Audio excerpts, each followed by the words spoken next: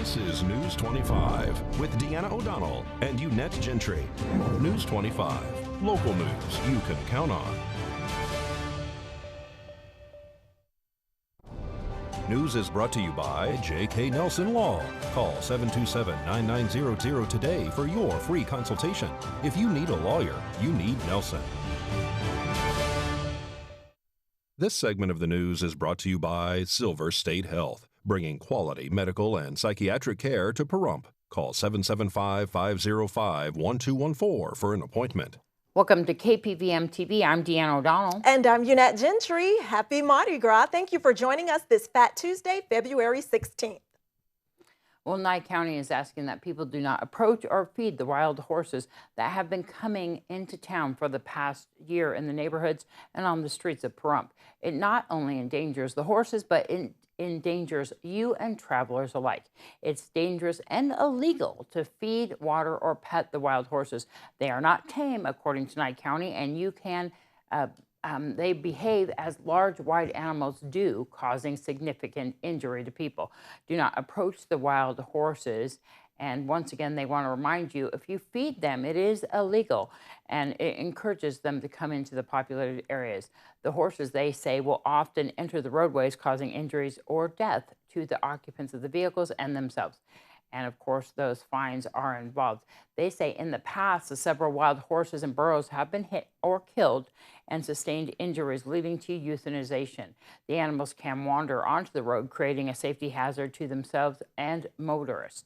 These areas include State Highway 159, Highway 160, Lee, Kyle, and Cold Creek roads. Feeding and interacting with the wild horses and burros makes them lose the aspects of their wild character, and they begin to associate vehicles with food. Of course, it is illegal to feed, pet, or otherwise harass a wild horse or burro. Individuals will be cited for those activities, and the citations, of course, carry a fine. And the COVID-19 vaccination pod scheduled for Pahrump on Wednesday, February 17th has been canceled due to the vaccine dose delivery being delayed in arrival this week due to severe storms all across the country. Nye County is monitoring this situation very closely and is working with the state of Nevada to get vaccine doses as soon as possible. We ask Pahrump and Nye County residents to continue to be as patient as Nye County Emergency Management and its partners are working to secure doses patiently for everyone who wants to be vaccinated. Well, the Nye County Sheriff's Office is training local residents to be part of its rapid response team. Those civilian team members will be able to assist the Sheriff's Office during a major incident. The sheriff created the rapid response team to aid the sheriff's office when all of its resources are taxed because of some kind of large-scale disaster, like a large natural disaster or civil disobedience or something like that. Today we gave them an introduction to the sheriff's office and its history, where the sheriff came and spoke, the undersheriff and some of the command staff came and spoke and introduced their divisions. The training includes everything from how to respond to an incident, the incident command system, the search and seizure implications that they could be subjected to, protected information that they might be exposed to, and things like that. It's approximately 40 hours. It includes 3 parts. Today we're doing part 1. Part 2 is offered next week. Part 3 is being offered in 3 weeks. And then each Saturday is a firearms portion that the Sheriff's Office requires if they want to be armed while on assignment. It's going great. I heard about it about 3 weeks ago through an email from the Sheriff's Department. I thank Lieutenant Tippett, and I'm one of the type of individuals that believe in doing everything I can in the community, and I definitely believe in supporting and helping law enforcement in order to help keep us safe. I'm also a member with CERT, Community Emergency Response Team, out of Milton Township in Chicago. And I noticed that when I moved to Pahrump, Nevada, that I really wanted to get involved in a similar type of situation, scenario. It's a really great way to get out there and to meet cool people and, you know, just to brush up on your skills and, you know, do some firearm training. That's also really cool. I really encourage everybody in the community to come out and join. We plan on doing this again in the future, probably next year, maybe later this year, and we plan on finding ways to make this training more efficient. Thanks to the Sheriff's Office for inviting us to that. Unfortunately, if you aren't already attending the Rapid Response Team training, you'll have to wait until their next training session to get involved, and we'll let you know when that happens. All right, and stay tuned if you're tracking financial news and your wallet. Stay tuned for what we have in store for you right after this break. You're watching News 25, the most recognized and farthest reaching local news in Nye County. News 25, local news you can count on. Welcome back to News 25. Well, Shell plans to produce less oil, and United Airlines is putting the Boeing 737 MAX back in the air. Here's Angela Miles with today's Business First Brief. Royal Dutch Shell is turning the corner on oil production. The company has made a fortune for decades on fossil fuel and says production of oil peaked just before the pandemic. Shell suggests oil production will steadily fall, and so the oil giant is moving toward less polluting forms of energy. One goal is to become carbon neutral by 2050, with up to a 2% drop in yearly oil output and a 55% cut in gasoline and diesel fuel during the next decade. United Airlines is putting the Boeing 737 MAX back in the air. The airline expects to have 2,000 MAX flights taking off by March. The troubled jet has been upgraded with new software and approved by the FAA after being grounded for 20 months. To find out where you can see us every day, go to businessfirstam.com. Thanks so much, Angela. Well, a crash investigation in Pahrump leads to the arrest of a suspected driver under the influence. Christian Aguilar is under arrest and facing 2 charges, driving under the influence and possession of a dangerous drug without a prescription. Just after 1 a.m. January 30th, deputies were dispatched to a report of an accident. 911 callers told dispatchers the driver, later identified as Aguilar, appeared to be intoxicated and was trying to leave the area. Medics were evaluating Aguilar when deputies arrived at the scene. The sheriff's office says Aguilar drove off Kellogg Road, went across one property, and crashed into a fence on a second property. When deputies spoke with Aguilar, they say he admitted to driving the vehicle and told them he had consumed 2 Jack and Cokes. Officers say he also advised them he was a lightweight and that 2 drinks usually get him buzzed. Deputies also report Aguilar was slurring his speech and say his gait was unsteady. Aguilar was placed under arrest and transported to the Nye County Detention Center. Before towing Aguilar's vehicle, officers say they also discovered clonazepam in a cup holder, a controlled substance for which Aguilar did not have a prescription. Well, News 25 spent time in Judge Wonker's courtroom last week. Now here's Missy Kohler telling us about a few cases we've been following. 22-year-old Juan Carlos Burgos appeared in Judge Wonker's courtroom on Friday for his arraignment. Burgos is being arraigned on charges of attempted burglary of a business. On Sunday, July 26, 2020, sheriff's deputies were dispatched to the scene of a shooting just after 11:30 p.m. in the area of Marney Court and Bourbon Street. It was reported that the alleged victim had a disagreement with his roommate and roommate's friends regarding smoking cigarettes in the residence. There were 5 suspects involved: Robert Marcino, Justin Gensler, Nathan Beaulieu, Alan Varon, and Juan Burgos. The victim said that he locked the 5 out of the residence after they left through the garage and said that he could see and hear them through a window, going through his toolbox and taking tools. It was then that one of the suspects pointed 2 guns at the victim's face. The victim shot at the suspect 2 times, and all of the suspects fled the residence. One was taken to a hospital in Las Vegas for treatment. At his arraignment, Burgos agreed to enter a guilty plea for attempted burglary of a business. Judge Wonker accepted his guilty plea and scheduled sentencing for Burgos on April 23rd at 9 a.m. Joseph Calaveri of Pahrump was arraigned in court on Friday. On May 8, 2020, deputies responded to the 2700 block of East Dapple Street at 11:30 a.m. for a report of shots fired.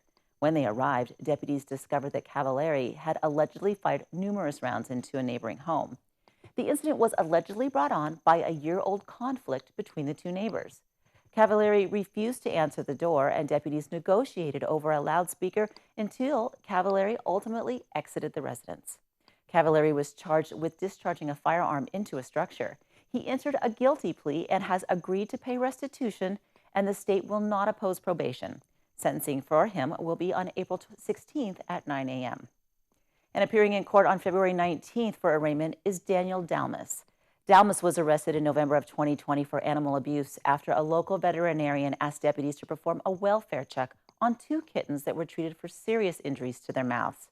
When deputies met with Dalmas, he told them that he was angry with the kittens for defecating on a blanket. He had held the kittens by their napes while grinding their faces into the carpet, causing significant injury to the kittens. An official from the veterinary clinic provided a statement saying that Dalmas's alleged actions literally tore their skin away from its attachment on their mandibles. Dalmas was arrested and bail was set at $10,000. He is being represented by Ronnie Boscovich. And that is it for your court report today. I'm Missy Kohler. Thanks so much, Missy. Well, Clark County has decided today to rename McCarran International Airport after Senator Harry Reid. It'll be now called Harry Reid International Airport as soon as they make all those changes. Also, the commission today has adopted a climate action plan. The plan was approved at the Clark County Board of Commissioners meeting. With the plan, Clark County plans to promote sustainable practices and climate action in its operations in order to thrive in the face of climate change. The plan will focus on 5 key areas: clean, reliable energy, resiliency, smart waste management and reduction, sustainable transportation, and water conservation and protection. Here is more on the areas of focus. All in Clark County takes a smart, bold, and inclusive approach to creating a sustainable community for the well-being and prosperity of all, today and for future generations. Sustainability is much more than just clean air and water. It means more affordable housing and energy costs, diverse jobs, economic vitality, and a livable climate. Engaging all community members to understand their needs. Empowering our community to take action for their own sustainable future. Harnessing the abundant Nevada sun to power our lives. Building smart, efficient facilities to reduce energy and emissions. Conserving water resources through innovative policies, partnerships, and programs to enhance our community's resilience to drought. Striving to exceed water quality standards to maintain a healthy ecosystem. Reclaiming the water to a very high water quality standard to sustain the water care cycle. Investing in clean public transportation options that also help reduce spending on fuel. Continuing to incorporate electric and zero-emission vehicles into our fleet. Continue to assist departments in implementing green and sustainable procurement practices. Increasing education on and access to waste diversion opportunities.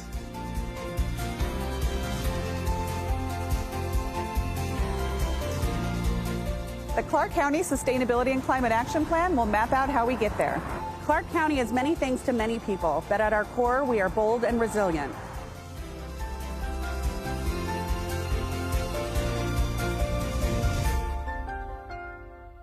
All right, don't grab that remote. We're telling you about the health effects of COVID-19, whether you're feeling the stress or not. All that and more when News 25 returns. You're watching News 25, brought to you by Mountain West Lawyer, Injury Attorneys, 727-9500. News 25, local news you can count on. News is brought to you by Canyon Ridge Periodontics. Give them a call at 702-966-0302. Welcome back to News 25. Well, I'm feeling one right now, and the pandemic has been a headache, literally, for many of us. Cleveland Clinic's Dr. Ahmad Estamalik says the daily stress that we're feeling over COVID-19 can cause our heads to pound. Whether it's a stress from, employment issues, financial, schools, childcare, a lot of people have found themselves, as they're also consumed with news and blogs and reading and social media about the pandemic, they have found themselves exhibiting more headaches as well. And this has been quite common. Stress is a common trigger for migraine and tension headaches. Dr. Estamalik says the constant barrage of conflicting information about COVID-19 can increase stress levels. So, how can we reduce stress and our risk for headaches? He recommends unplugging and limiting exposure to coronavirus news to about 20 minutes each day. He also advises a walk outdoors, meditation, or yoga to relieve stress. Poor sleep quality can lead to headaches too, so Dr. Estamalik suggests turning off electronics in the evening to help calm your mind. Don't consume too much, news or be on your phone 2 to 3, up to 2 hours before you sleep, because you really want your brain to, you want to give your brain a little bit of rest before you go to sleep, so you have a better sleep quality. He adds, exercise is another good way to relieve stress and therefore ward off tension-related headaches. All right, well, the pandemic has made this quite a long year for student athletes, from canceled seasons, sidelined scholarship dreams, and limited attendance at games. It's dampened the spirit in sports. But at one school, a bit of creativity has brought back some of the crowd hype for high schoolers by selling cardboard cutouts to family and friends. Kim Martinez reports. So when we had our first game without fans this year, it was really sad, to be honest, and it was just unnatural. Jonathan Krause, a senior at a Great Hearts charter school called Glendale Prep, expresses what athletes have been feeling all over the country because of COVID crowd restrictions. Athletic director Jerome Garrison says it's harder to get hyped with no energy from the stands. Yeah, it's strange. Usually you have your student section, you have your parents, your grandparents, your JV teams, your freshman teams, your varsity teams. Everyone's in the gym. They're packing the gym. And so he decided the school needed to do something about it. When you're watching a lot of professional sports and college sports, and you're seeing how they're keeping that energy, that spirit alive. Taking a page from the pros, the school staged its own version of the cardboard cutout audience, which turned into a big hit. That's one of the coolest parts, I think. It kind of just replaces the sadness of not having people here that you know, and they make me feel like I'm back in a familiar atmosphere again. They're great. When you look out, it looks like there's a bunch of fans there. It's hard to tell the difference between the parents and, the cutouts. The men's basketball coach says it's fun for fans and a boost for players as well. Our fans, our community get a chance to experience it and just have a little bit of fun in this bittersweet type of season. If you're shooting a free throw, if you're making a layup, you look to your left and you see somebody that's familiar, it just brings a certain smile and, a nice little dopamine effect to the brain. The school also found another way to raise spirit, a Zoom audience, another idea borrowed from the pros. We're blessed to have a projector screen in our gym, so we pulled down the screen, sent out a Zoom invite, had a lot of security protocols involved in there, but we invited families to tune in that couldn't come. Yeah, my grandma's actually on the Zoom. I saw her there, so yeah, it's great. I would absolutely encourage other schools to try it. I mean, it's for the kids. Your job is to give them an experience, and I think all of us just have to try our best this year. Trying and succeeding just like the pros. Kim Martinez reporting. Thanks, Kim. How fun is that? Well, A.D. Garrison says the cutouts were also a mini fundraiser for the school, charging each participant $50, with volunteers taking photos for those who didn't want to email in one of their own. News 25 WeatherCam is brought to you by Lerner and Rowe Injury Attorney's Office in Pahrump. In a wreck, need a check? Call 702-877-1500. All right, let's take a look at our live weather cam at this beautiful sunset across Pahrump. And as we take a closer look at weather, we're sending our love and care to our families back in Texas, down south, and back east as they brave through those winter storms. We'll be right back with our local weather after this break. News 25 weather is brought to you by Dairy Council of Nevada. The splash of cream in your coffee, the dollop of sour cream on your burrito, the melted toasty cheese on your pizza. Undeniably delicious, undeniably dairy. Enjoy what's real. Hi, good evening, Nevada. It's John Kohler from the KPVM Channel 25 Weather Studios. And you know what's up? The pollen count. Man, are you anywhere near an ash and an elm tree? The pollen is really blowing right now. So watch that if you're sensitive to pollen, have allergies, that kind of thing. The pollen count is up. And what's up in Fernley? Wow, 45 degrees for temperature for high today, 25 for a low. Out in Fallon, you're all the way up to 47, 24 for a low. Carson City, you saw as much as 46, and you'll see as little as 23 tonight. Gets a little chilly down there, but check out Tonopah. That's right, our chill spot, 39-degree high today, 22 for a low. And you are the chill spot. Look at you. Goldfield, feeling perky at 43. Very, very, very nice. 25 for a low tonight. Out in Beatty, it's 56 degrees, 34 for a low tonight. Amargosa, you're looking at 61 degrees, 34 for a low. And in Las Vegas, downright temperate. 63 degrees for high today, 43 for a low tonight. And out in Death Valley, if you're looking for a little heater up, head on over to California. 74 degrees for high today, 45 for low. Here in the paradise of Pahrump, where the wind blows crazy this fine day, 58 degrees is our current temperature. 60 was our high, and yeah, that wind, 24 mile an hour. That's average gusts. So we saw some even bigger ones coming out as we were watching the weather happen in the yard. I just like, oh, a little much for me. 15% humidity. Yeah, we got some clouds kind of blowing out right now. 6:29 a.m. The sun rose this morning, and it sets gloriously right now. Go outside and check it out. It's going to be a dinger. Tell you what, clear skies. We're going to see big stars tonight. Northerly winds to 14 miles per hour as that humidity keeps on cooking at 31%. And as we head on into the week, look at that. One more day of big, big wind, maybe two. Tomorrow, 21 mile per hour winds is what we're expecting. It's going to calm down. Thursday, Friday, some clouds will return. And on Saturday, blowing out again, 19 mile per hour average wind speeds. But that'll clear it out for the rest of the week. And those temperatures, look at this, advancing from 58-degree highs early in the week, going to the mid-60s and all the way up to 75 degrees come Tuesday. Low temperatures at night hovering around the high 30s and low 40s. It's going to be great, though. I think I'm looking at Tuesday. I'm thinking, wow, it's almost pool weather. It's close. We're really close. Oh, I'm so excited. All right, UNet, Deanna, tell them all about it. All right. Thanks so much, John.